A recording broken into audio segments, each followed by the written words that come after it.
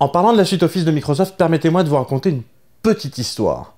En effet, à l'aube de l'informatique moderne, juste avant la sortie de Windows 95, alors que Windows en était encore à sa version 3.11, et que chez Microsoft on développait vraiment des outils pour faciliter l'ergonomie de ce qui allait devenir plus tard Windows 95, puis 98, puis tout ça, notamment la création du bureau, chez Microsoft on a eu une idée.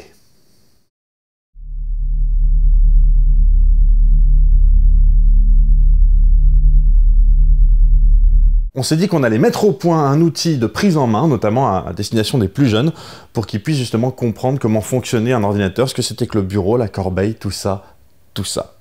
Et à l'époque, et de la même manière que chez Office, les gars préparaient ce qui allait devenir par la suite Clippy, hein, vous vous rappelez de cet assistant à la con en forme de trombone, et bien de la même manière, chez Microsoft, on bossait à un outil qui allait s'appeler Microsoft Bob, le gentil Bob, qui est un bon gars, qui est censé vous aider, voilà, et qui donc vous proposait une interface homme-machine pour vous apprendre à utiliser correctement votre ordinateur. Et il se trouve que dans l'équipe de Microsoft, il y avait un jeune designer, sans doute bourré de talent, on ne le saura jamais, là c'est clairement mort, un jeune designer répondant au doux nom de, et je suis sûr que c'est vrai, Vincent Connard, qui trouvait super bizarre que l'aide Microsoft s'adresse aux plus jeunes en présentant des bulles comme dans les bandes dessinées avec à l'intérieur du texte écrit en Times News roman.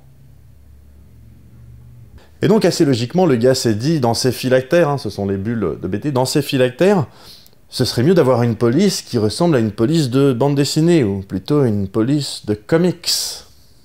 Et c'est ainsi que notre bon monsieur Connard commença à ébaucher, on peut le dire, voilà, donc à la main, à ébaucher une police de caractère qui censément ressemblerait aux polices de caractère de la bande dessinée.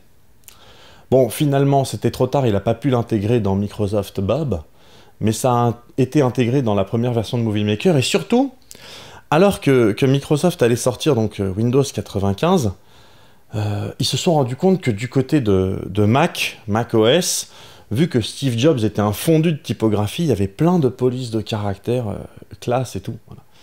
Et ils ne voulaient pas être en reste. Donc ils ont pris tout ce qu'ils avaient sous la main pour l'intégrer dans leur police de base. Et donc ils ont pris cette police, le Comic sans MS, et ils l'ont intégré comme une police standard de Microsoft. Ce qui fait que par la suite, quand les gens sont arrivés, ont commencé à utiliser PowerPoint, et qu'ils n'avaient pas envie d'utiliser du Times ou de l'Arial, ils avaient envie d'utiliser un truc un peu plus punk, ils se sont mis à utiliser Comic sans MS. Ainsi que du clipart. Voilà. Et cette police aujourd'hui est considérée comme, enfin le Comic sans MS, donc comme une des polices qu'il faudrait bannir définitivement, il faudrait la détruire, en effacer toute trace, car les dégâts sont irréparables à ce stade. Voilà.